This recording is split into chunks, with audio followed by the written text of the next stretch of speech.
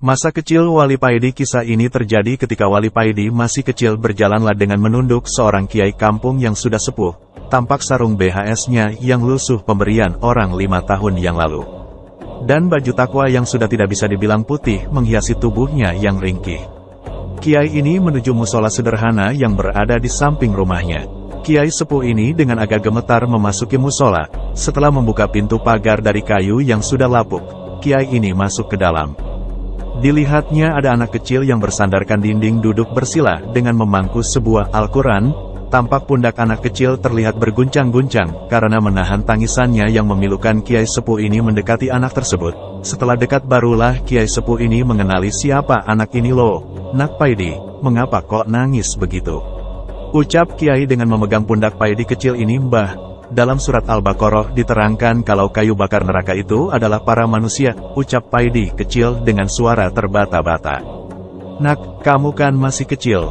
Kamu masih suci, kamu gak akan masuk neraka, ucap Kiai menghibur dengan suara bergetar. Paidi kecil ini menjawab, Bah, kalau panjenengan pernah lihat tungku pembakaran, pasti yang dimasukkan ke tungku pertama kali untuk menyalakan api adalah ranting-ranting kecil. Paidi kecil menunduk, terdengar suara tangisannya semakin keras. Tampak Quran yang dipangkunya basah terkena air matanya. Kiai sepuh ini gemetar kakinya mendengar jawaban Paidi kecil. Dan Kiai sepuh ini jatuh terduduk. Kiai sepuh ini menangis sesungguhkan. Ya Allah, astagfirullah. Rintih Kiai sepuh. Paidi kecil terkejut. Serta-merta dia merangkul Kiai sepuh. Dia merasa bersalah karena menyebabkan Kiai sepuh bersedih. Jadilah keduanya saling bertangis-tangisan.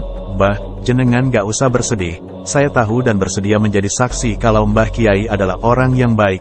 Dan saya yakin kalau Mbah Kiai kelak terhindar dari api neraka, ucap Paidi kecil menghibur. Dengan masih menangis Kiai sepuh ini menjawab, Nak, dalam tungku pembakaran, kayu yang paling lama dan terakhir dibakar adalah kayu bongkotan.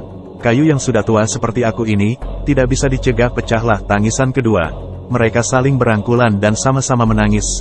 Pemandangan yang begitu menyayat hati. Esok harinya Kiai sepuh ini sakit. Kiai sepuh tiada henti-hentinya menangis. Kalau ditanya orang-orang yang menjenguknya mengapa Kiai tiada berhenti menangis, Kiai hanya menggelengkan kepala dan terus menangis. 1 minggu kemudian Mbah Kiai ini dipanggil Yang Maha Kuasa. Inna lillahi wa inna ilaihi rojiun.